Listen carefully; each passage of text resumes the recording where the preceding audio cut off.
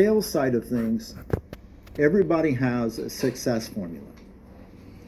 The company overall would have a success formula, and you want to make sure your team members stay within that success formula, and hopefully team members will improve and create their own success formula. So that's what we've done in our side of things, because we realize salespeople, a lot of times they get hung up on, I need to make 100 calls, I need to do this. And really what we look at, to answer that question the best, is get it so simple for your salespeople that it's like third grade math to them. And that is, on our side, we expect our team members on every 5 offers that they make to get a contract. That's their success formula. And we do all our sales training. Everything is driven towards that. So if you think about it, for an acquisitions person, that's really easy. They just got to look at that number or become better at that. Now, our lead acquisitions person that runs our acquisitions team, she averages 1 in 3. So every 3 offers, typically, she gets a signed contract. That's extremely powerful, guys, on things. Okay? So understand, create your success formula. That's the best KPI that you can get in there, and the simplest one. Understand that. Cool. Any other questions, guys? Are we tracking talk time? We do track talk time. So, okay. And then let me just hit on that. The reason we track talk time, guys, is because what we've learned is that it goes back to what I said earlier. If you're in a position where you're talking to a seller, or you one of your salespeople are talking to a seller, if you notice all the talk time is like 30 seconds, 60 seconds, stuff like that, that means your salesperson is not entering into a sales process. They're not doing their job, flat out, or you're not doing your job.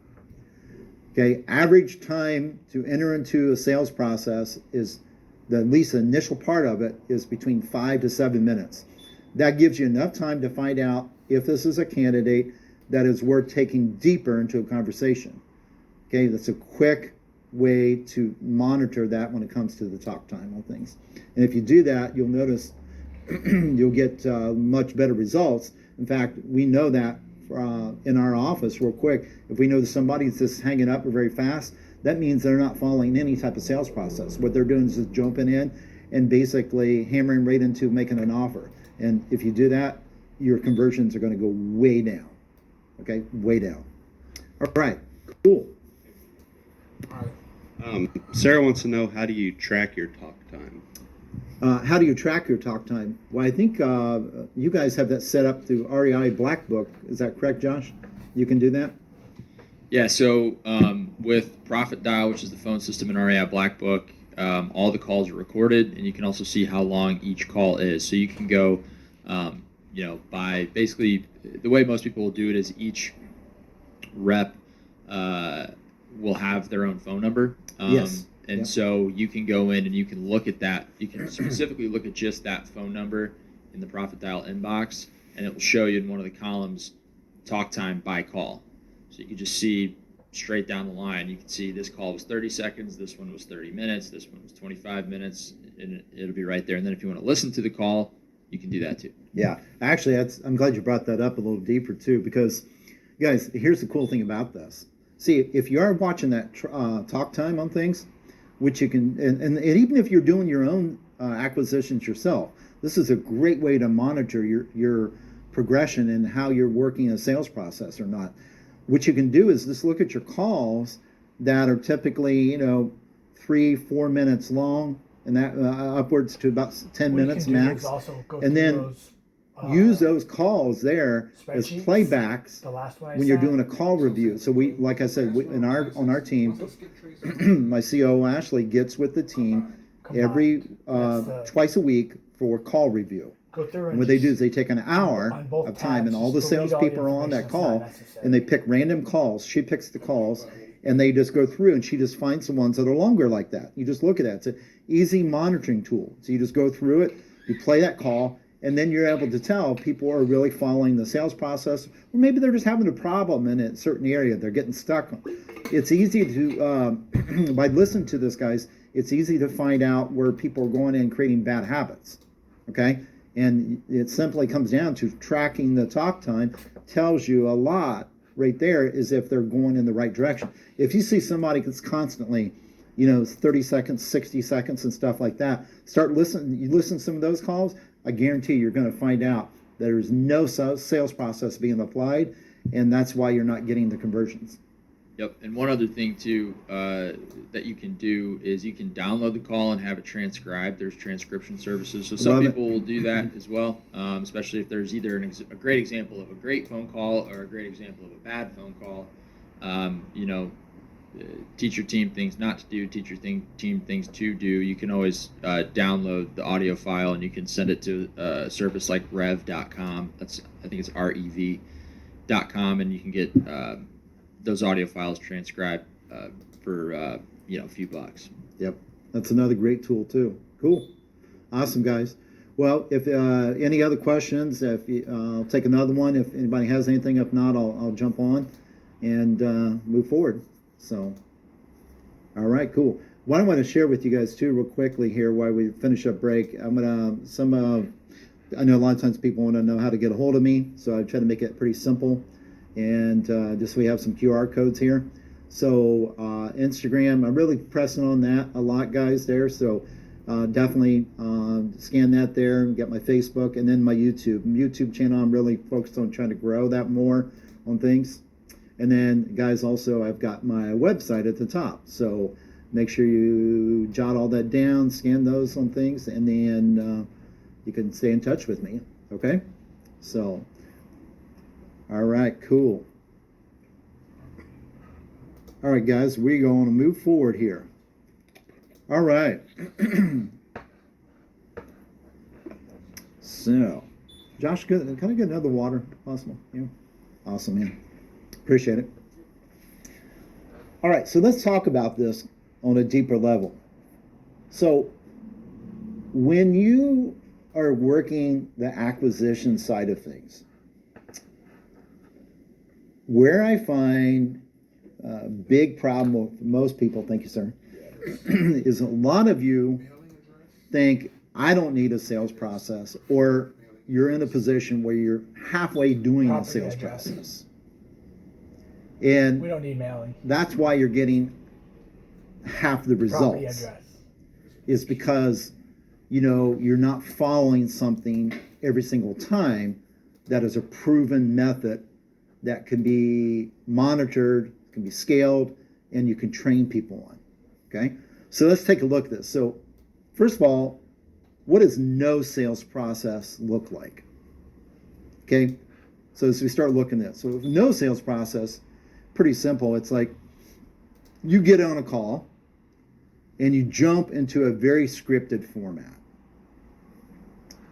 A lot of you might be working from like a seller intake worksheet. My people have them too. But that worksheet and those questions and stuff that they have on there, the purpose of those is not to be scripted.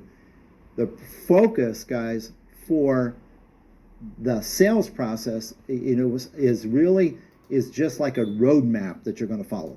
It's not scripted. It just gives you a roadmap. But a lot of people with no sales process whatsoever at all, they just jump on a call. They're very scripted with things. And then they start asking questions like, well, how much you owe on the property? How many bedrooms and bathrooms? How much you asking for the property? Then, guys, typically what happens is, if you look in the next bullet point, is it enters into the rehab rabbit hole. Okay? Now, I want you to think about this. And I know a lot of you are probably getting hit on this deep down inside here because it's something you're doing or your sales team's doing. They get on a phone call, they get a little nervous, they let the seller take over the conversation, and then their default mechanism is, well, does the property need any work on it? And then all of a sudden they feel relief because the seller starts talking about what the repairs that need to be done on. And now, this was within the first few minutes, they spend the next 20 minutes or 30 minutes on that phone call talking all about the property, and they have no idea if that seller is even motivated or not. They have no relationship building, no rapport, no understanding if there's any pain there or any reason that they really want to sell. I'm just curious, just show of hands, how many people deal with that type of stuff or experience that either your sales team or other individuals that are helping you on this, or even yourself? Okay, I'm sure there's people out there that are dealing with that. Well, guys, that's something I see over and over again. In fact, I'm going to tell you right now that is probably one of the biggest problems that I see with acquisitions reps, is that you get on the phone and then you jump right into the condition of the property as a default because you don't understand how to truly build the rapport and build the relationship. And if you're doing that, here's the result of that. What happens on that, when you do that over and over again, is one, it sets you up in a position, what I talked about first thing here this morning, was it set you up in a position where you go negative on your mindset. Because then you get in a position where you say, well, none of these are good leads. How many of you have salespeople that say that all the time to you? None of these leads are good. None of these leads are good. They're jumping on the call every single time, and what they do is they could do this crap over and over again, and they jump right into the rehab side of things, and they go into that, what I call the rehab rabbit hole. They spend 20, 30 minutes talking about something, and it does not matter. And then next thing you know, they get frustrated, they get pissed off because, one, they're become negative in their mindset, they're not converting any deals, and also, guys, it limits them to the amount of calls they can make, which is going to hurt your conversions. Because think about this: if you're on think of you as a salesperson, put yourself in their shoes, and they're not properly trained, and they're getting on a phone call, and maybe this is something you're doing yourself, and you call 10 people, and you spend 20, 30 minutes on, say, 5 of them that you connected with, and all those 5 that you connected with, you never took the time to dive deep into why they're really selling, what's going on in their life, how you can become their friend, how you can connect with them. First thing you do is you just go right for the jugular and you try to find out, about the condition of the property, and you just go right into that. What's going to happen, guys, by doing that? You're going to miss out on so many opportunities. Guys, I'm telling you on this. Guys, this is why we have such high conversions. This is why my team produces the results. Okay, that it does. So what I'm telling you here today, guys, can take your business to a point where you can be generating millions of dollars in revenue per year, but you gotta listen and you gotta apply this stuff. All right. So be careful about entering that rehab rabbit hole. Next thing is no sales process means you're typically, I see a lot of people, they don't build rapport. What they do is they jump into the call and then they set it up maybe right, and then they just jump right over the rapport building. Okay, you cannot do that. Okay, you got to build that relationship. That's all part of that. It's a nurturing process. Okay, just think about when you're starting to date somebody on things. Okay, you're not going to go in, in the first 2 seconds and try to kiss them on things. Okay, you're probably going to get smacked. So, guys, it's the same thing. You got to build that up. Okay, so also on top of that, guys, it's not only building the rapport, but another thing I find is a lot of people don't dig out the true motivation. And I told you on this a little bit earlier, the best performing teams in the country, that once they find out, now again, they're not going into this every single time unless they find out that there's some motivation there, but once they find out some motivation there, the best performing teams in the country spend an average of almost 30 minutes digging in deep into the motivation before they even talk numbers. Before they even talk numbers. But it's proven that they have the greatest success. Isn't that strange? Okay, that's so funny. Is if you actually follow this, it works. Versus going in and being in a position where you're not following up on things. You're not getting any motivation out of this. Next thing I look at is you're not listening. That's another big area. Think about, so this for an example. This was a phone call. I still remember this was one we had played back for our team. So somebody was on had played back a phone call, and it was in a training, what we call call reviews. And the seller mentioned in there that they were in a position where they were living in a house and they did not have a working furnace. You can do a little bit of analytics. You can see how many. And it was, and remember, we're in Ohio, so it gets cold in Ohio. They said they did not have a working furnace. And this was during the wintertime. You can do some research Now, and see. I want you, and it was funny because the people that, this has been several years ago, and one of the sales reps did not pick up on that. I mean, it's obvious. What does that mean to They're you? all different names sometimes. Sometimes it's the same name. To sometimes me, it's different. first thing I picked up was, whoa, they don't have a working furnace. So that means that they're probably in some type of financial distress, and they're in a position where they can't afford to have that furnace repaired. So there has to be an extreme situation there to have that in place. What do I need to do to help them out? Okay? Here was the funny thing on this. We went back on this deal, and the people needed a little time to get out of the property, but guess what else they needed? They needed someone to listen to them and care about them. So we got the contract written up, and on top of that, we went ahead and fixed their furnace for them so they could have some heat. And just take care of them on that. See, you guys, you got to listen to all this stuff here. And that's what you really got to train on, is listening to these little things that people say a lot of times. You'd be surprised how much you can help them out. Okay? Now, the next thing I want to share is probably going to, of all the different things that I share here today, this is probably going to shock you probably more than anything else. And that is, we do not make offers. Okay? To people.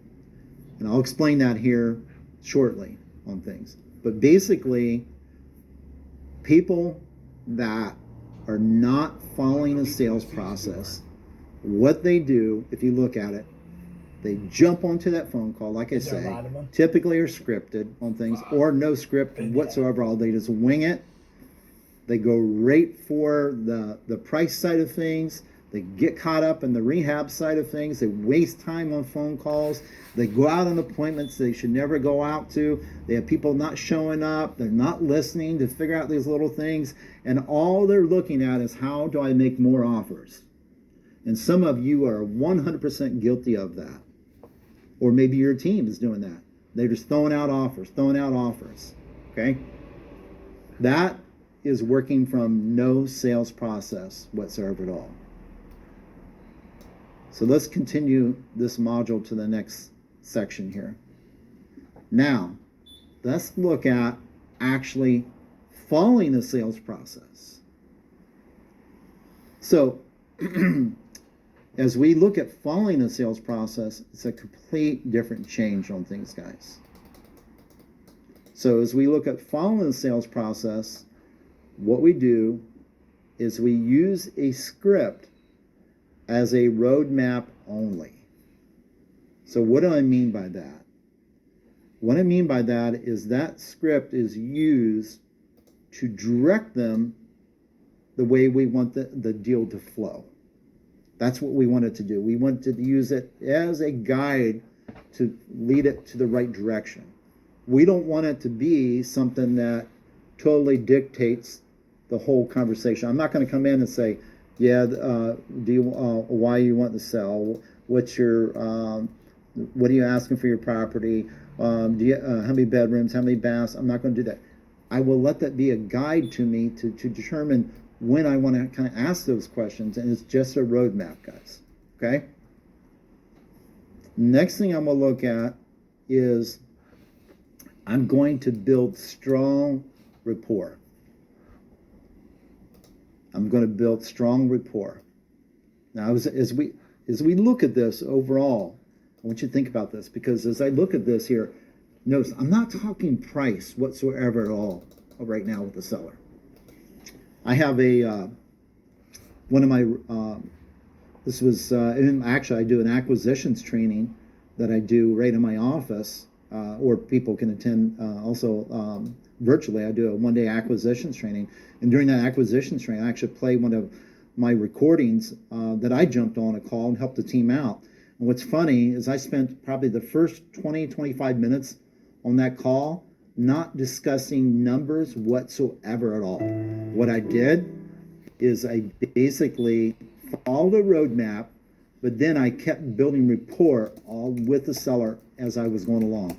Kept just building rapport, talking about the property, location. Oh yeah, I know that area, all this here. I kept going in, talking about him dealing with the stresses of dealing with a property that's vacant, family member living in it that was not paying. I just constantly worked on that. I went deep into the motivation. So the next one is diving deep into the motivation. Okay, think about this. This is basically, guys, if you think about it, this is a sales process you can flow with. One, using a script as a guideline. Number two, building that strong rapport. Number three, diving deep into the motivation. Deep into it. Find out what's going on, okay? Understand what's happening in their life. Next one is that strong listening. Remember, on the other example, there wasn't really any listening. You kind of ignored those things. You will be shocked on how much your deals will improve and your conversions will improve if you just take more time to listen to these people. Another thing that's really big too, guys, is this: voice inflection. Voice inflection is huge. Think about it. I can take one particular sentence and I can say it 5 different ways and create 5 different meanings from that. Just the way I'm actually saying the sentence itself, just from that. So your voice inflection has a big deal. So this is why I mentioned earlier so much about the mindset component. Because if you're going in a position where you or your sales reps, and every time they make a phone call, they sound like they're dead. Yeah, this is Jerry calling from REI Properties, and just want to see if you're still interested in selling. I mean, there's no freaking energy there. There's nothing. Okay, that's a major component of this. So come with that voice inflection. Come to the point where if somebody's telling you something, I'm so sorry to hear that, Susie. Wow, you must be going through a lot right now. Okay, you can see how that impacts your conversation. Guys, on the voice inflection, you'll be surprised. This will affect a lot of your conversions as much as 50 to 60%. That voice inflection, how you communicate to people. So it's really important to make sure that your salespeople are being trained in that. Have them, present different ways. Because if they're presenting in a way that's very down and very negative and stuff, sellers are going to pick up on that 100%. Okay? And that's why we mentioned earlier too about the mindset piece. When you're in a position where you got to reset a lot of times. Look, you have a call, and we're all going to have rough phone calls. If you're dealing with sellers on a regular basis, you're going to have rough phone calls. You know that. People are going to give you the FUs and everything else, tell you to stop doing things, stop mailing them stuff or whatever it is. You don't call here anymore, don't text, whatever it is. You just got to let those just kind of go, wash off from you and move on with things. That's really important on that, because you can't be in a position where you get caught up into all that, because if you get caught up into it, it's going to affect your mindset, and which is going to affect your voice inflection, and obviously it's going to affect your overall calls, your communications with the sellers, and it's going to affect your conversions. Okay, so these are really big areas to work on. This is something we hit on hard. These are the main things we look at with our sales team. not only with my own sales team, but all my students I have come to my acquisition training, we hit on this very hard on things, okay? Now, the next thing that you see on here, bullet point called price qualifying. Now, just jumping back real quickly, what did I tell you earlier? I said no sales process whatsoever at all. I see people that do a no sales process. What they do is they get in the habit of doing all these things. And the last one is they get in the habit of making offers. Now notice, when I say I'm following a sales process, and this is something, guys, that you probably won't hear from anybody else in the business out there. But also, you guys got to remember, I've been doing this now 28 years. And here's something I realize is that if you do things like everybody else, you're typically going to get pretty well the same results as them. So this was years ago, and then this is, guys, to the point where I used to go out, like I said, I used to go out on all my appointments, thousands of them out in the field, before I switched over to virtual. Now, just so you know, too, I've been doing virtual way before COVID even existed. So, there was no adjustment for us. We've been doing it for years. But here's something really interesting on this. So I remember going out to a lot of seller appointments. And the thing that I noticed was this. So I would turn around and let's just say that I'm working with Susie, the seller, and I get down to the point where I followed through some type of sales process, and I get to the end, and I said, well, let me give you an offer on things, Susie. Or Susie might say, well, you have an offer for me. And I just turn around and say, well, here's what I can give you for the property. Here's my offer on things. I started looking at that, and I said, like, especially if I was given the offer. So if I give you an offer, let me ask you guys a question. Maybe give me a little feedback here. If I give you an offer, what's your typical reaction to that? If I give you an offer, what's the common thing that you're going to do when I give you an offer? Okay. Most people, what they're going to do is they're going to counter offer. It's almost like a set reaction that you go through every single time. So I make you an offer, and then your common thing, well, just like if you've been a real estate agent, or you've been around working with real estate agents, commonly what they want to do is they want to make a counter offer. Let's make a counter offer. And I thought, what if we just basically took that terminology of making an offer, pulled it off the table completely? Don't even make offers anymore. So I did this. I started doing this myself years ago, and I started watching something. It was pretty amazing. What I started doing, guys, was I didn't even use the word offer anymore. So I was working with Susie, the seller. I would turn around and say, well, Susie, let me share with you what your property qualifies for. And what I started realizing was this. I was interrupting people's patterns in their mind. Where most people, as soon as I said offer, they were going counter offer. But if I said, let me tell you what your property qualifies for, I started noticing something. A big percentage of the people would not counter offer because I never made them an offer. I never even used that word. So, and I'll tell you where this came about was back in the early 2000s, before people were really doing things in regards to like applications online for mortgages and stuff. I was doing a lot of fix and flips, and I would take my buyers to a mortgage broker that was a buddy of mine, and that I pretty well took all the leads to. I would take him there, and then he would run the information. He goes, well, let me look at things. He said, here's what I can get you qualified for. And I kept hearing that over and over again. I think, why couldn't we apply this to working with sellers? Instead of giving them an offer, why don't we just tell them what their property qualifies for? And I started doing that, and it was pretty amazing what started happening is that I got a lot of people that wouldn't even make me a counteroffer. No, it wasn't everybody, but I interrupted their patterns. And then people said, "Well, oh, what do you mean? What, Susie?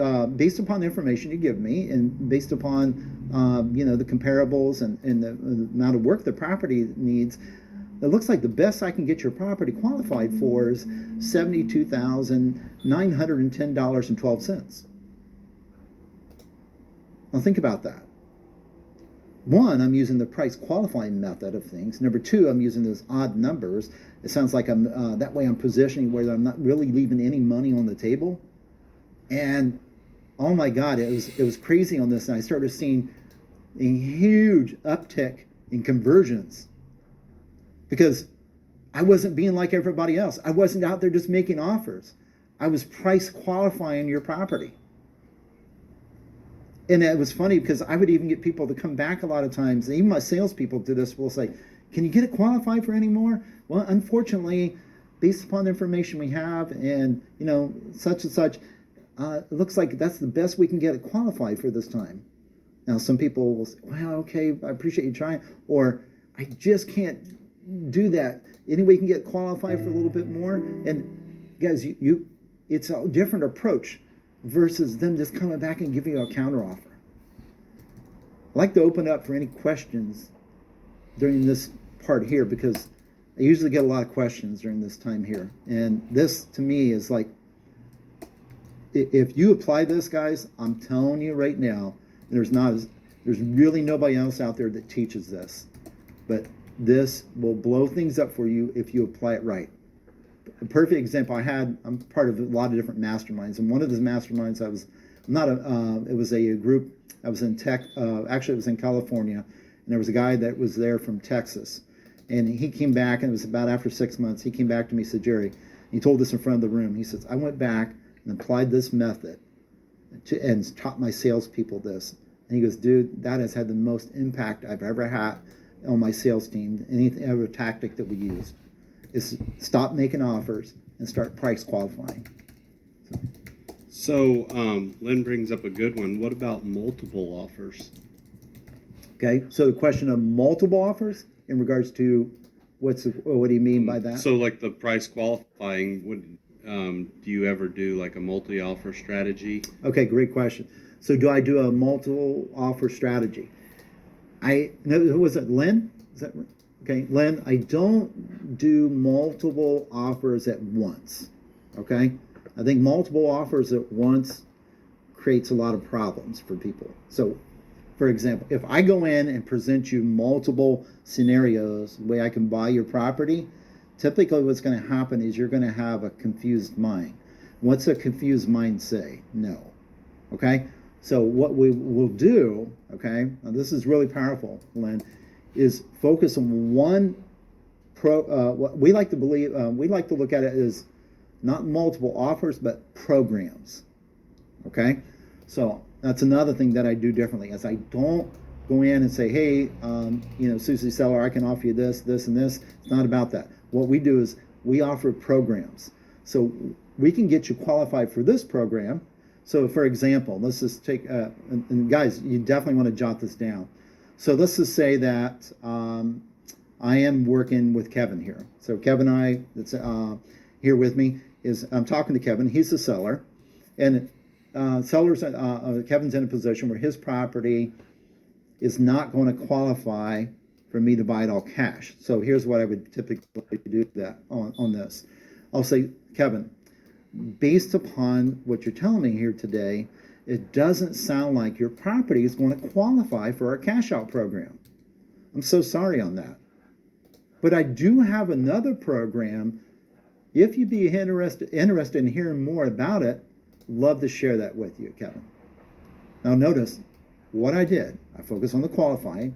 I let him know his property didn't qualify for the cash out program. I took that away. But at the same time I took that away, I offered him an opportunity to open up another door, because I do have another program that I might be able to help you out with if you're interested in hearing more about it, Kevin. Now, if he tells me yes, now, guess what, Lynn? Then I can move right into possibly a creative financing strategy, because he opened the door on that. Okay. Cool. So Ian is also asking, can you do this all over the phone before you see the property? 100%. And we do it all the time. In fact, and see, a lot of people believe that they have to go out and see the property, and that's all BS. Think about it this way. All commercial deals are done this way. Just majority of them are done this way. You have a commercial property. You're controlling the property first, then you're validating through inspections. We just do the same process, okay? And a lot of people say, well, but people aren't going to let me do that. No, that's a mindset thing. See, what it comes down to is how you set it up. So, and on that, what you want to do is make sure when you're starting things up on the call, okay, it's really important to what we call kind of set the focus for things with that client. So when you're going in, it's like, hey, Kevin, hey, great, hey, thanks for returning my call. Hey, do you have, 5 to 10 minutes? Love to talk to you a little bit about your property and what's going on. And if everything sounds good, I'd love to get the process started today. Now, what I did on that, I hit 3 main components. 1, time frame. Number 2, some type of agenda, what we're doing here today. And 3, an outcome. And what outcome did I give them? We start the process. And start the process means that actually I write up an agreement right on the phone with them. See, most of you, what you do is you while you're on the phone, you'll say, well, great, okay, well, I'll come out and set up a time to take a look at the property. Or the seller leads you into that. See, that's why I mentioned earlier, always stay behind the seller. You want to lead them to your process. It's not their process, it's your process. Okay, I hope that helps you a little bit on things. So let's get into this question a little bit. It's kind of a 2-part one from Leanne. So at first she says, how do the cold callers find out motivation if it's kind of a short call? Okay. And then she's asking if you can describe the difference in the sales process between cold calling and acquisition manager. Okay. So first part is how do cold callers find out about the motivation? The only thing we've learned with cold callers is you got to keep it very task driven, very simple. So what we do is we just provide them a worksheet that they go off of, and I'm going to actually allow you guys to be able to email me and get that worksheet too, and I'll give it to you just as a gift here. But that worksheet is a simple little worksheet, and they just have boxes. It's 1 to 3 boxes they got to check. That's it. And under each box is a description of the reasons that that particular motivation will be there. All the cold caller has to do is go in and get that general information and then find out one of the motivations there that they're leaning towards, and that's it. That's all they do. They don't do anything else. Okay? Now, what's the second part of the question there? So what is the difference in the sales process between like a cold caller and an acquisition manager? Okay, great. What's the difference between a sales process between the cold caller and an acquisition specialist? That's real easy. Cold callers do no sales process whatsoever at all. Cold callers are there to gather data and check a box.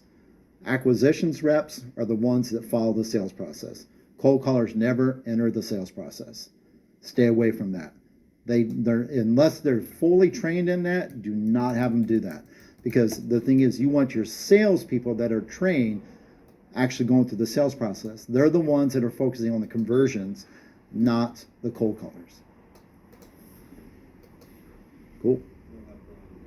Yeah, absolutely. Guys, this is an area that brings up a lot of questions. I want you to ask questions during this part of things. This is game changing when you apply this. I'm telling you, this is, you will see your conversions go way up. You will see, you will create bigger discounts.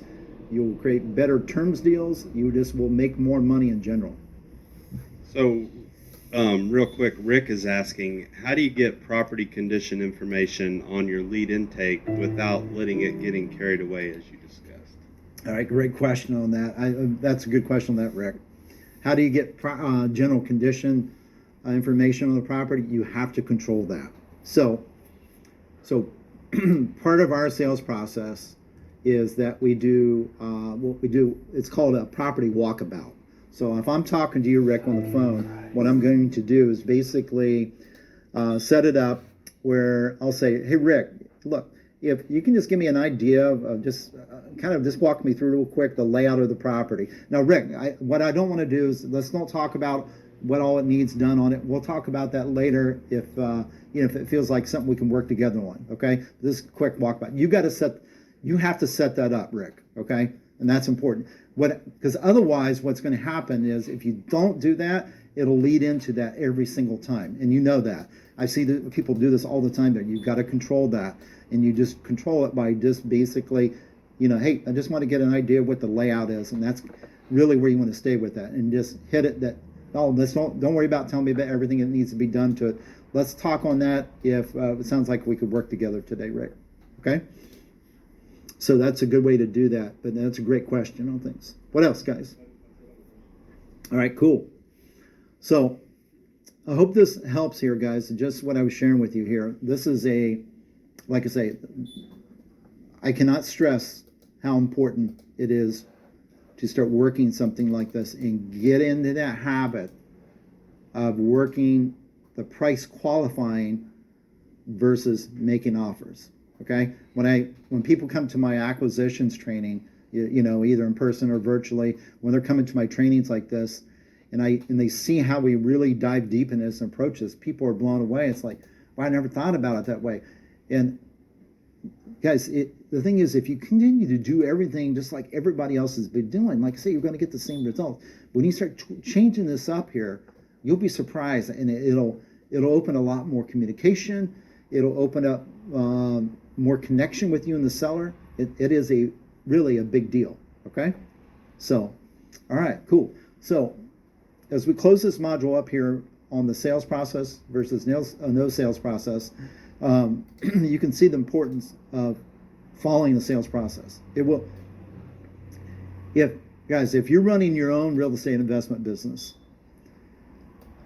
and you have either you're doing acquisitions yourself or you have a team doing this,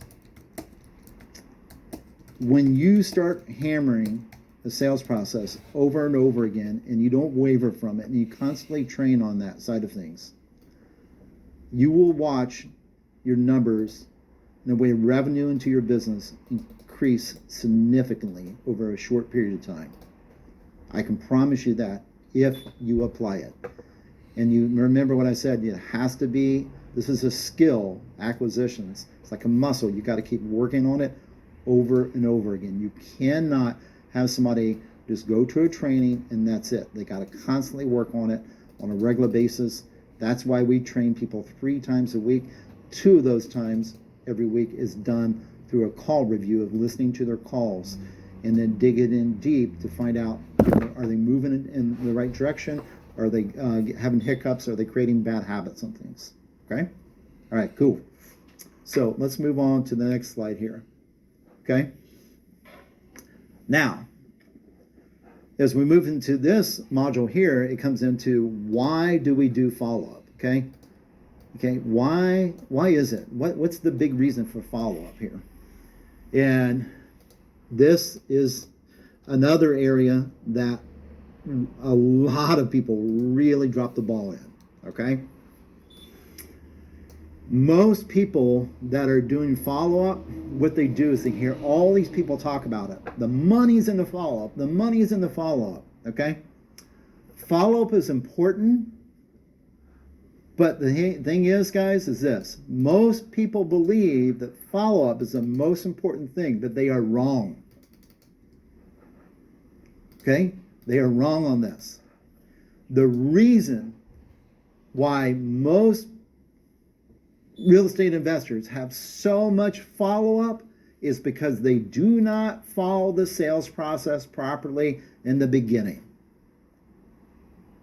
Think about this. See, follow-up, as you can see down here, guys, follow-up itself, is really something that should be really based upon you not connecting with people. Not so much in regards to people saying maybe. Okay, so think about this, what I just talked about earlier. A lot of you, what you're doing is you're getting off the phone or if you're going in person, either way. And what you're doing is you're walking away from either a conversation or an appointment that you're in the field at, and you're walking away with a maybe. And then what that does, that opens up follow-up. Then you go into what I call follow-up hell. It's awful. Because then what you're doing is all you're doing is chasing leads. How many of you guys deal with that all the time? That's all we deal with. I guarantee you a lot of you are probably in that position, probably raising your hand that you deal with that. Follow-up sucks. Because what you're doing is you're chasing people. A lot of you that's one of the biggest aggravations I see with people all the time. They go, I can't connect with the seller. I'm trying to call them all the time. I'm texting them and stuff like that. Look, guys, I understand there's going to be certain follow-up. But the biggest reason that you're running into so much follow-up is you're not following the sales process.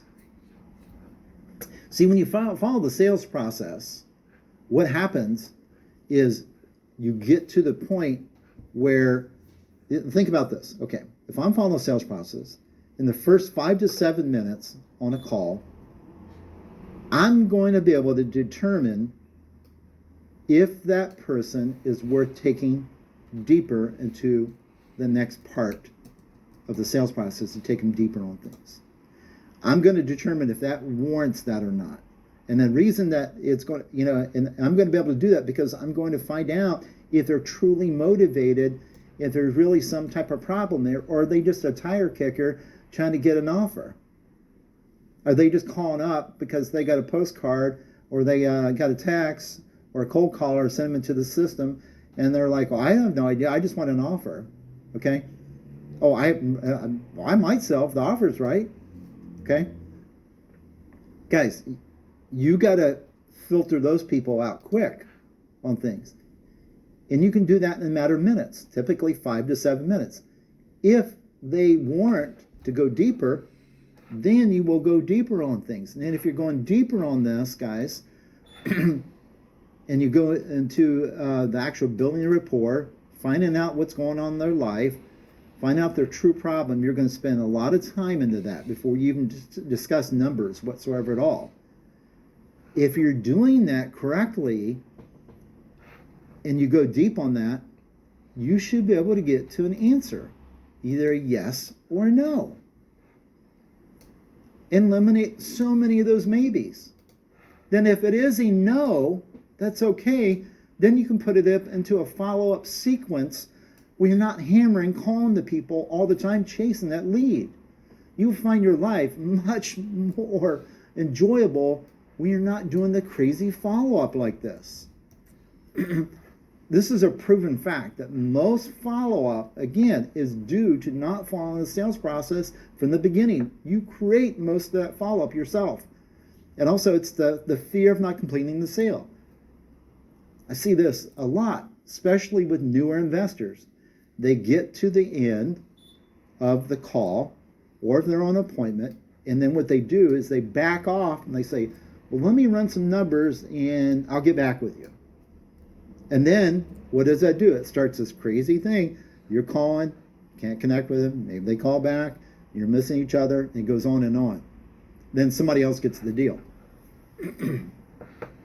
You have to follow all the way through with this, guys. And you got to go for, getting the yes or the no. That's a big component. Like I said, we got to the point where we had to implement in our sales team years ago where we just had to put it in as a KPI. The KPI was actually on a KPI tracker that they had to get a yes or a no. Maybes were not acceptable. It had to go for a yes or no. You start doing that, watch your follow-up drop tremendously on things. You'll have people that are no's, but they'll go into like a follow-up sequence on things. We're not constantly having this grind on things. You'll find your life so much more enjoyable, and you'll obviously convert more deals. Okay, so let's open this up to some questions here, because this usually stirs up a lot here because people are blown away when I share this. But follow up to me, more than anything, if you have a tremendous amount of follow up, setting in your database, that means you are not following a sales process and you're throwing away millions of dollars in revenue. So, Jerry, how do you end that call if you can tell they're not motivated? How do I end the call if they're not feel like they're not motivated? Well, typically, what I'm going to do is I'm going to look at running them through, my different programs. Okay, so when I find out, let's just say that I'm running through and I find out there's no motivation there on things, and it might be too that there is some motivation, but maybe they're in a position where it's not the cash deal they're motivated for. It could be in a situation where they want out of the property, but they want more of a retail type price. So I'll offer them another solution. But if there's nothing there on that whatsoever at all, and especially if it's the beginning stages and there's no motivation, I'm just gonna exit politely. I'm gonna say, look, Mr. and Mrs. Seller, it sounds like to me that you're just not really ready to sell yet. It sounds like to me you really haven't made a decision. So I think it's a no for now, and that's okay. I'd love to be able to talk to you another time on this, but it sounds like it's a no for now. It just sounds like you were really looking to get somebody to kind of give you an offer, and we just don't do that. It's not what we do in our company. We're really here about helping sellers out and providing them solid solutions for their property. And you just exit politely like that. And if you do that, people will appreciate it, and you'll find out too that you'll get a lot of those people will call back. Okay, so what are some good questions to ask to keep the conversation sales process going to get to a yes or a no? Okay, so what's some good questions to ask to keep the conversation going? Well, some of the things we look at is when we're working with a seller, obviously the goal on that is to very much build the relationship side of things. So some of the things we're going to do is, of course, we're going to ask them, like a common thing that I've done a lot, and everybody's going to have their own little twist to this, but I might be like, Susie, tell me a little bit more about what's going on. So she'll tell me, well, that I inherited the property, I put some tenants in it, and I just don't want to rent anymore. Okay, well, tell me a little bit more about what's going on. Tell me more about that, Susie, on things. What do you mean by that? And then what we're doing is we're asking more of what we call like impact type questions. Okay, impact questions are very powerful because you constantly want to know how this is going to impact them. And if you can actually go on that for 10, 15 minutes, and every time they give you an answer, you're going to do another impact question and find out how that's affecting. Well, what does that mean to you? Or, wow, okay, what do you mean by that? And you're constantly going deeper and deeper. And what happens is they'll start opening up, and that's how you start really get into that. And then you can go into, a lot of times what we'll look at is like picture perfect questions and ask them, what would that be like for you to go ahead and get out of that property and be able to live down in Florida, okay? And enjoy that, and now what you're doing is now you're painting a perfect scenario for them and asking them how they will feel about that, how they will react about that. And if you keep doing those two types of questions, guys, you're going to see that they're going to open up to you a much deeper level.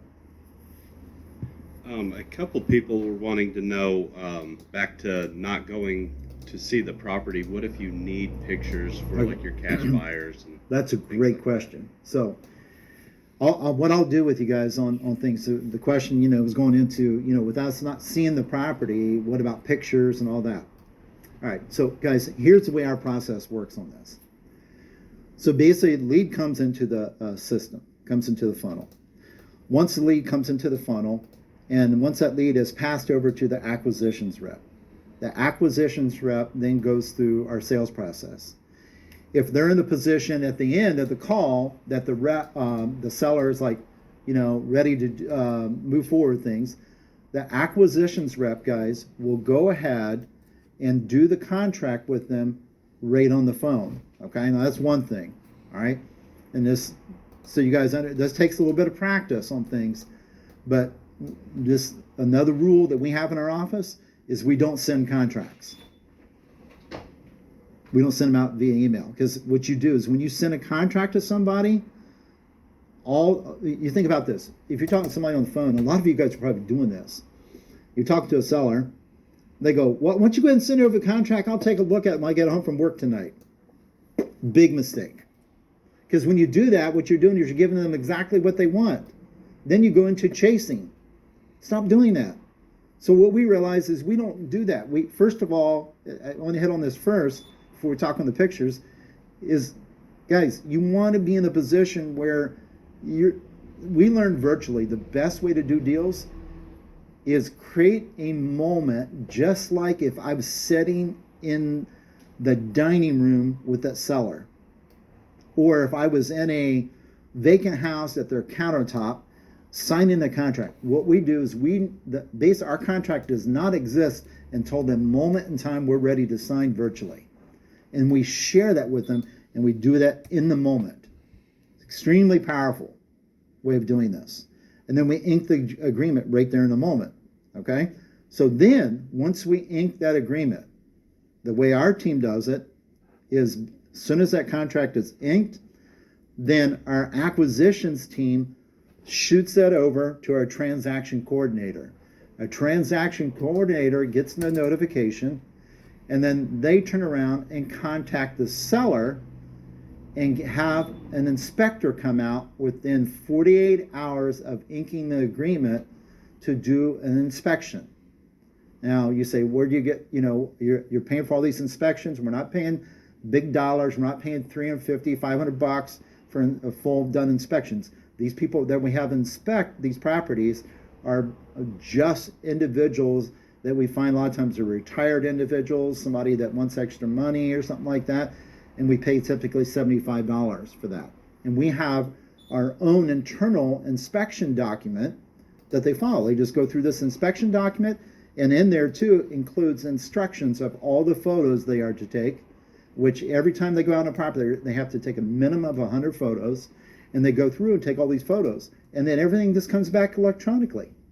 And that's how we're able to do it. So basically, contract in place, then we let the seller know that we're going to have an inspection done. Inspections basically comes back, okay, with all the photos and everything on the inspection report, and then my team does what we call a deal review, and they do the deal reviews multiple times a week. And you think about this. That's how we're able to do 18 to 20 deals a month. It's a production line. Our team is constantly putting deals together. Boom, boom, boom, boom. Comes into the pipeline, and then it goes, inspectors do the pictures, the reports, comes back, and then they do a deal review, and then the decision's made of what to do with that deal. Okay? I got a follow-up question on that. So when a seller asks for you to send the contract, you guys clearly don't do that. How does your sales team respond to that when they're saying, hey, just send the contract over and we'll take a look at it tonight? Great question. So a lot of times you might get somebody that says, hey, can you send the contract over and we'll take a look at it tonight? Mr. and Mrs. Seller, we're in the position where we just don't send out our agreements like this. We have found that by doing that, it doesn't do either one of us any good, because there's a lot of stuff on there that I really like to review with you so you understand that we're not just like other companies out there, just send out a bunch of offers. That's just not how we operate in the business. We like for you to understand all the parts of the agreement. So we only like to share that with you when you're ready to move forward. Okay? And on top of that too is watch how you use the terminology too. Like, we never say contract. Okay? So like if my team member's on a call, they'll say, Mr. and Mrs. Seller, okay, great. Sounds like we can work together. I'll tell you what, what's your email? Okay, cool. If you're available with your email, I'd love to go ahead and share the paperwork with you. And then let's walk through the paperwork together. And then if everything looks good, I just need your okay on the paperwork. Okay, see how, does that sound better than let's sign a contract today? Okay? Guys, all this stuff matters. Okay? You think, well, geez, that's a lot, Jerry, coming at. Well, this is why also you guys can review the recording. Okay, but all this stuff matters. I'm sharing with you guys. Look, if you just start taking little bits of what I'm sharing with you today, and you start stacking it, you will have a massive effect on your conversions. And I can promise you're going to see yourself making a lot more money in a short period of time, but you got to start applying this stuff. Question? Yeah, so reviewing major things like roof, foundation, plumbing, major repairs, do you do those with just the photos, or? Okay, great question. So how do we deal with the major items that we're reviewing there? So anything that we have like that, our inspector looks at the general condition. Based upon the photos, we can usually tell which direction we're going. Now, if you're going to be rehabbing the property, then what you might want to do is have it set up where next you have the initial inspection. You can get a lot from that. The next step is have one of your contractors come out and validate everything, all your numbers. Okay. Now, our team, like 90% of our deals are wholesaled anymore. And I still buy and hold some, but what I learned is that over the years of doing this business, I work off the law of complexity. And that is, I want reduced complexity in my business. And I know that I can create a wholesale business. I can step out of that easier than I can some other businesses. And that can be just a cash flow machine. Okay? So, but even if you're doing rehabs, it just, all you got to do is just have a contractor go out and validate the numbers. Guys, you got to start taking you out of the equation. Yourself running out to all the properties, guys, it's a big waste of time. So maybe you're going to go into this in a little while, Jerry, but how do you find the right person for the acquisition role, and how do you make sure they're producing and being trained? Yeah, that's a great question. Finding people in the acquisition roles is a never-ending job on things. Okay, who's that? Who asked that question? Lori. Lori. Let me tell you, as long as I've been doing this, and I have even someone that runs my company, we're constantly looking for more salespeople. That's just part of that. So you accept that on things. But let me give you a few tips when it comes to Lori on things.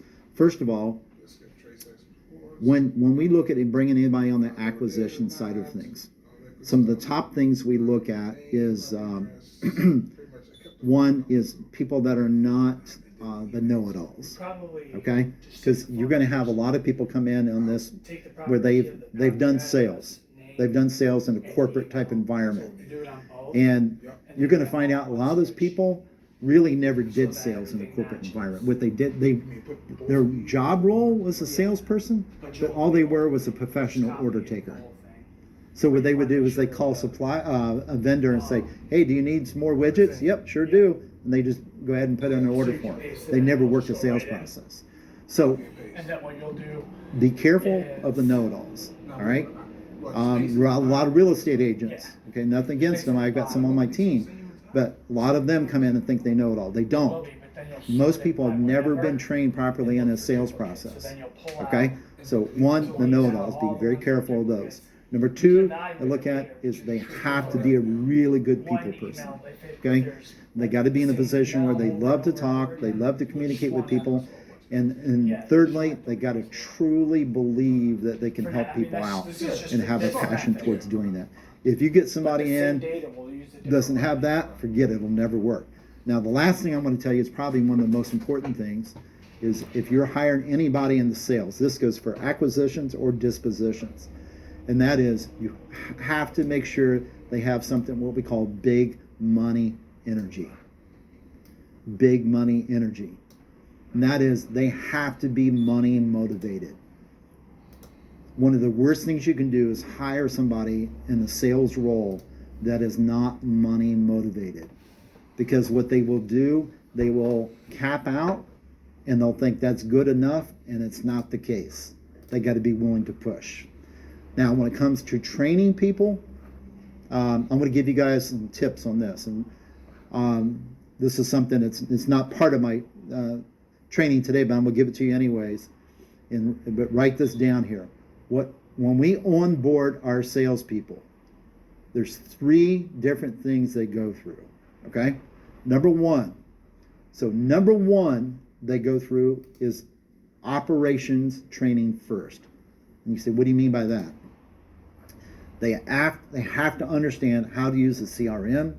They have to understand how the business functions. I mean, you'd be surprised how many salespeople go to work for someone and they have no idea really what the company does or really what product it produces or what you do. So they got to understand the operational side of the business first.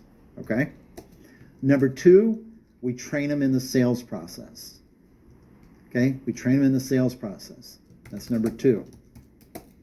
And then number three, we also train them in contract presentation. Okay, because a lot of times what happens is you get somebody in, a salesperson, and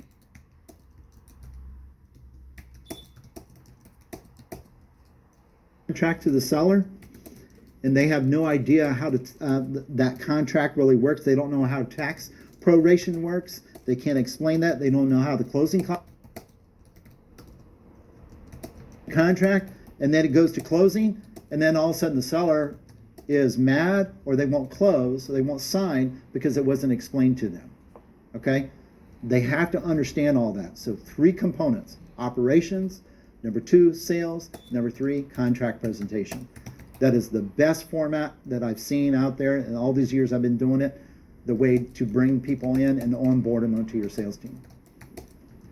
So this is kind of a follow-up, just to clarify, the paperwork, aka contract, is being signed via email before the contractor goes over to the property? Correct. The paperwork is being signed before anybody goes to the property, period. Either inspectors, contractors, or anything. Okay? Guys, look, here's what you have to look at. The seller pushes back on that and say, there's no way we can turn around and have inspectors go out, pay all this money to look at properties that you and I were never going to agree on. It doesn't make sense, and it's wasting your time too. So let's go ahead and get the process started. The thing is we got time to get the inspections done, and then that way we'll know if it's something that we can, definitely help you on or not. But, the best thing to do is go ahead and get the process started, and the only way we can do that is for you to okay the paperwork. You guys, once you start positioning it right, you won't have an issue with that. The problem is another thing too, guys, is don't ask people, tell them. Tell them this is your process, okay? Cool. Okay, awesome. So guys, I'm kind of nearing the end of things here today, but I'm hoping you guys are getting some good meat out of this here. So, all right, so the follow-up side of things, you guys understand, I hope you're getting that there, that most of your follow-up is caused because you're not following the sales process. Yeah, but you're going to save it differently. So the cure to that is follow the sales process a lot more, okay? All right, let's move on here. Next thing I'm going to go into, pardon me? Oh, go So back. real quick, so this came in a little later, but what if the seller wants their lawyer to review the contract first or something like that? Okay, great. So what happens if a seller wants a lawyer to follow up the review the contract? It's We get also that an a email. lot. Okay, here's the first thing that I recommend that The you do. original. Okay, first thing I always tell my salespeople and my students that come to my acquisitions trainings, I say, first thing to ask them is, great. If you wouldn't mind sharing your attorney's contact info, I'd love to just share it to them directly because it's easier for us a lot of times to explain it to them versus then you explain it to them. And do you know what we get 90% of the time? Nothing, because they don't have an attorney. They're using it as a tactic to stall. Guys, now the ones that do have an attorney, that's fine. We'll work with them and sometimes edit the contract as needed. But do that, try that, guys. You'll be surprised how many people are doing that, and is this a tactical item they're using to try to create a stall here. Okay? So, all right, cool. All right, guys, so I'm going to go to the next module here, and this is something that is going to be kind of a challenge for all of you guys. Some of you might already be doing this. But if not, I'm going to challenge you to really work on this here, okay?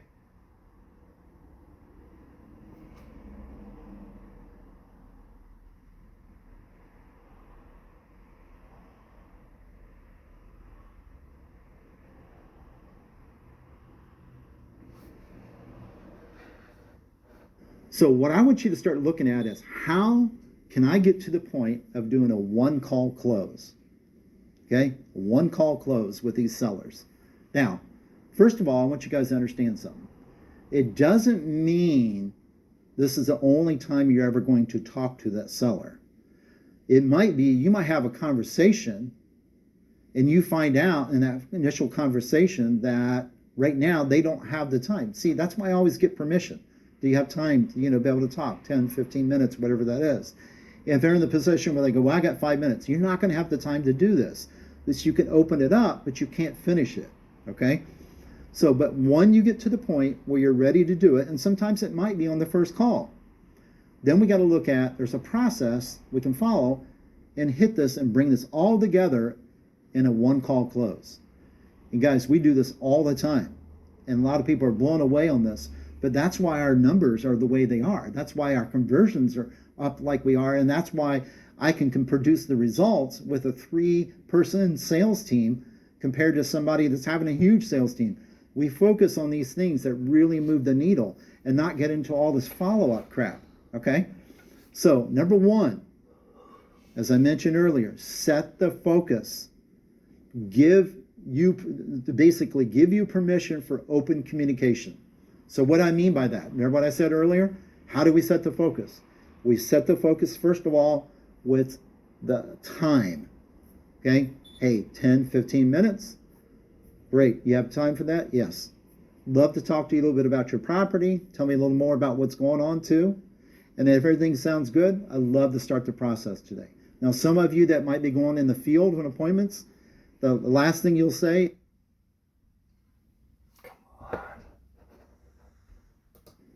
guys, this is right here is focused towards doing it all in one phone call. All right, so set the focus. So they basically, guys, you're wanting to get permission for open communication. If not, what happens? You get pushback. Like, what are you talking about? Or, I don't understand this call. See, if you open it up where you explain to them what's going to happen during the call and you tell them the time, they're going to feel more comfortable. If they're more comfortable, then they're going to say, okay, great, let's go ahead and move forward and talk a little bit more. Second thing is we got to go deep on rapport and true motivation, okay? So think about this. If I'm on a phone call, one call close here with somebody, I'm going to get permission that I can have open communication with them. Second thing I'm going to do is I'm going to build that rapport and that relationship with you. And I'm going to do that a lot with the type of questions I talked about, such as like impact type questions. And, it's questions that are going to take you into also seeing what your future looks like with this problem solved, okay? So I'm going to go in and hit those type of questions. I'm going to build that rapport, that relationship with you. Then, number 3, guys, okay? This is huge, okay? I have to bring to the surface any objections and anything at all that are going to affect the offers, the offer I'm going to make you on things, okay? Remember, I don't like to use the word offer, but in this example, that's what I'm hitting on here. It's just so you guys understand it. Bring to the surface true objections and offer solutions for all of them, okay? Create solutions for people. That's... How many, guys, I'm telling you, when you really start looking at this, you will find out if you bring to the surface the true objections that they have and you start creating solutions for them, then you're going to take those off the table. And one of the questions just a minute ago, it was like about the attorney reviewing the contract. See, you guys should bring that up in number 3. That's an objection. Anybody else, you think about it, I could say, Mr. and Mrs. Seller, is there anybody else that you want to have look at the contract or anything? Well, I'd like for my attorney to look at it. Great. I'll tell you what, let's do this. Let me give me your attorney's contact info, and I'd love to send that over to him. See how I'm doing that? I'm interrupting that objection on things. I'm creating a solution for that. Or if they say, I really want to, I got to talk to my spouse about this. Okay, well, I tell you what, it doesn't sound like it's a good time to talk right now. If you don't have your wife here today, your husband here today, let's do this. Why don't we set up another time, maybe tomorrow at 4 o'clock, and let's get you and your husband on the same call together, and then we can go over all this. So I'm going to stop. I'm not going to go through all this. See, if you guys get in the habit of doing this over and over again, you're going to find you're going to save yourself so much headache. Okay? So bring to the surface the objections. Okay? Remember, objections are going to come from other people that are not there on that current call. It's going to come from other options. Well, I was thinking about listing my property. Deal with that. Deal with that right now. Because if not, what happens is now you're going to go and try to close the deal. Then they're going to bring that up. Bring out the objections before you get to closing out the sale. Because see, that's the problem that most people don't deal with. Okay? So get good at that. Bring to the surface true objections and offer solutions for all of them. Then, number 4, guys, present a solution. Come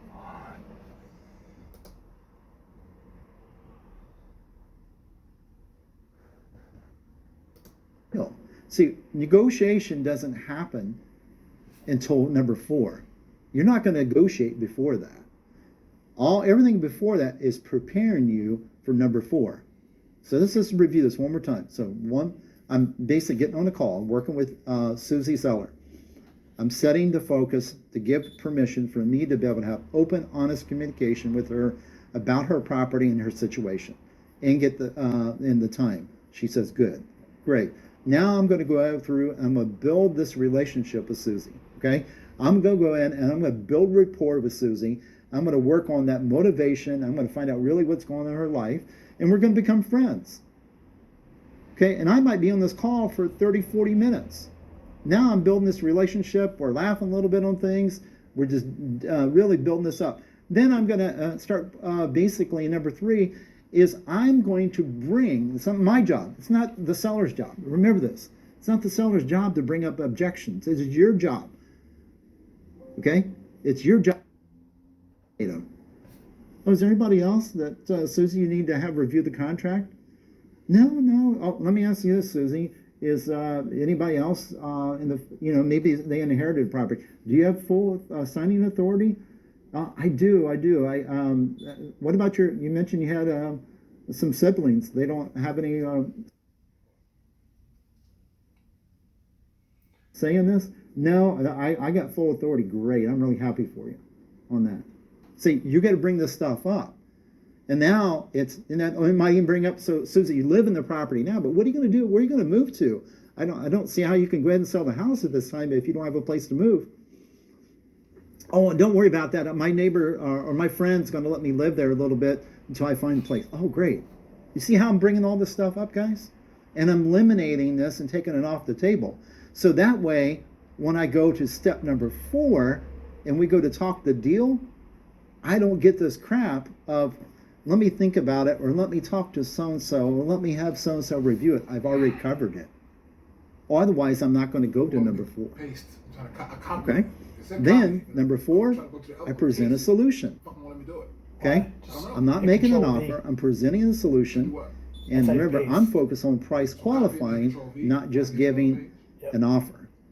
And then from there, we can negotiate. We can go back and forth and then close. Guys, you'll be surprised if you take what I shared with you here and you start applying this on this one call close. You'll be amazed what happened. Literally, while I was sitting here today, okay, I got my phone right here on things. And I get Slack notifications. Got a Slack notification already this morning. One of our sales team members just got another deal in this morning. One call close. Never even talked to the seller before. All one phone call, done this. It happens. Happens all the time. But it only happens if you work off a true sales process. And you follow this over and over again, guys. And it's not something that happens overnight. It's something you got to work on and you got to practice. If you constantly work on this, you build that skill, you'll become better and better at this. I can promise you that. You'll see your conversions go up, 2x, 3x. I've seen some students have upwards of 5 to 7x conversions after going through my acquisitions training. Okay? So it does work, but you've got to work it, and you got to keep hammer on that over and over This again. one to this one? Or the other? So guys, a couple things I want to do as we bring things to a close here today. First of all, I want to open it up for any questions that you guys have. Then I'll share a few other things with you, and also I want to give you guys a gift opportunity too, and that I want to share with you, and then we'll wrap it up. So any questions you guys have? So what are you basing your offer on if you don't know anything about the home? Going to 2265. That's a great question. What am I basing my offer on if I don't know anything about the property? Well, I used to think I had to know a lot about the property to make an offer, and I found out that wasn't true. What I realized is that we can work off of something we call a range. So basically, our sales team has what they call a range calculator. And you guys, you can do this too on your own. Basically, you look at some type of formula of where you need to be on a percentage below after repaired value. Then you factor in it like a range of rehab cost. Okay, so our team has a range, and they know there's a low range and there's a high range.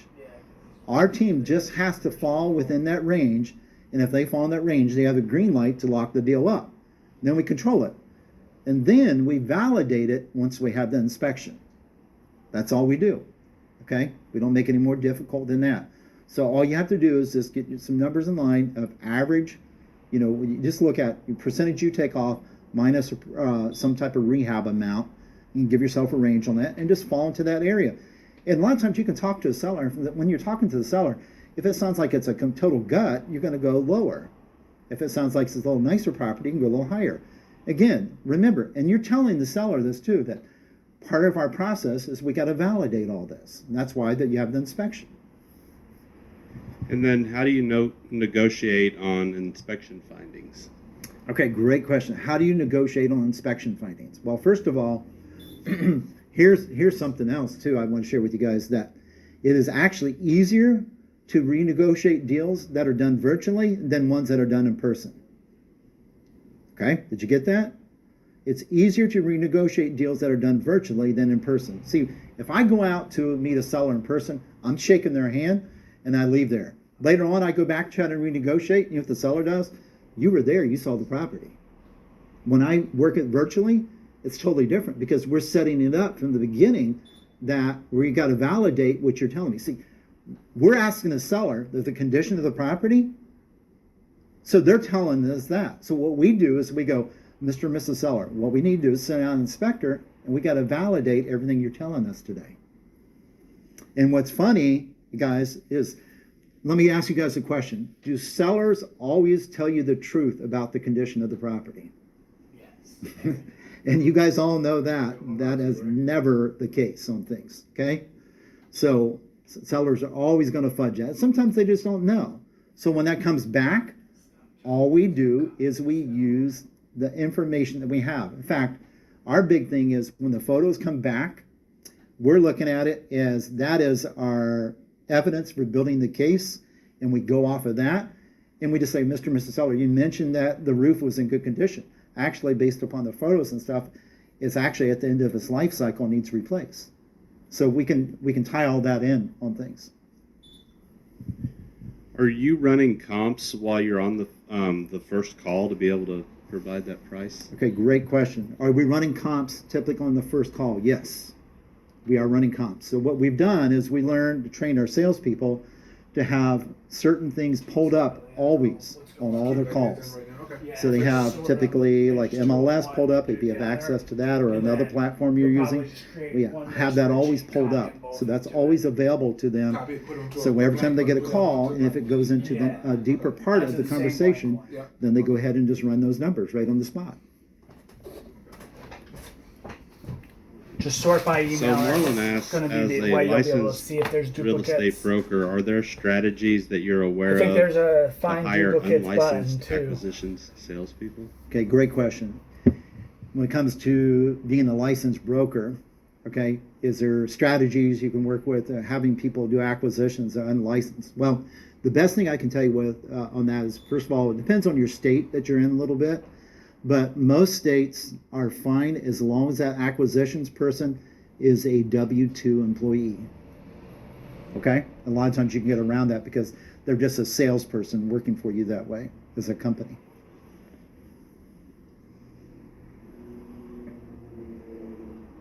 This question is from Scott how often are you price dropping after inspections? How often are we price dropping after inspections? I would say that probably 70%, because most of our sellers are never telling us the truth. And the thing is, we don't really have a pushback on that because we validate it with documentation, okay, and photos, and an inspection report. See, all these things, guys, are the things that they're great questions, but they're things that'll kill you from a lot of times moving forward with this, because you get caught up in all these what ifs. You got to be in the position where you just got to try it and start moving forward on it, and you'll find out that it's a lot easier process. You know, like I said, I've been doing the virtual now for probably close to 6-7 years now, that side of things. And we have found that our production went way up. We were able to do a lot more deals that way, and it's a lot less stressful on the sales team.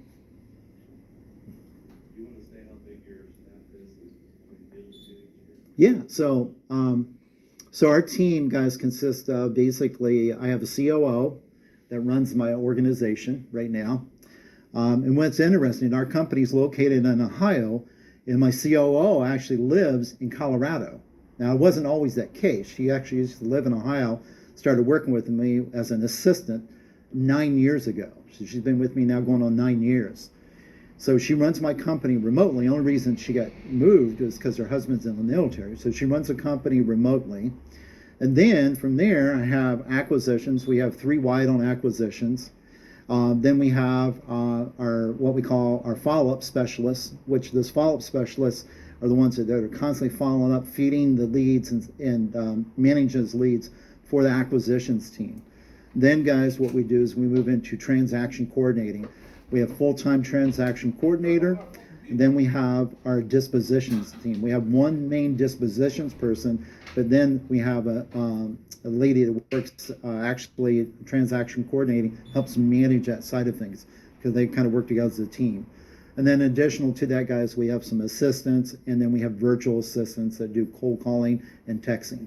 So overall, pretty good sized team, but it's not huge. I mean, we're not talking 30, 40 people. You know, we typically are running somewhere in the neighborhood of about 12, 13 people, and we'll typically do somewhere around 18 to 20 deals per month consistently. So the last thing I'm seeing is, can we get your email address for the worksheet? Yeah, absolutely. What I'm going to do is actually I'm going to give that to you guys next here on things. So let me go ahead and share this with you guys, okay? We'll go to this next. All right. So guys, this is kind of a thank you here for letting me be here today. So here's what I'm going to do. You guys got this QR code here. Grab this here, and guys, what I'm going to do is this. For you guys attending today's workshop, okay, drop your email in here, okay? Number one, I will make sure that you guys get that worksheet that we use too for all the cold callers that use that in regarding the lead motivation box, okay? And then on top of that, guys, I actually have a acquisitions training coming up here later this month. It's a one-day training. And you guys, I'm going to give away one free ticket for that. So all you got to do is scan this, drop your information in, and then one of you will get a chance to be part of my acquisitions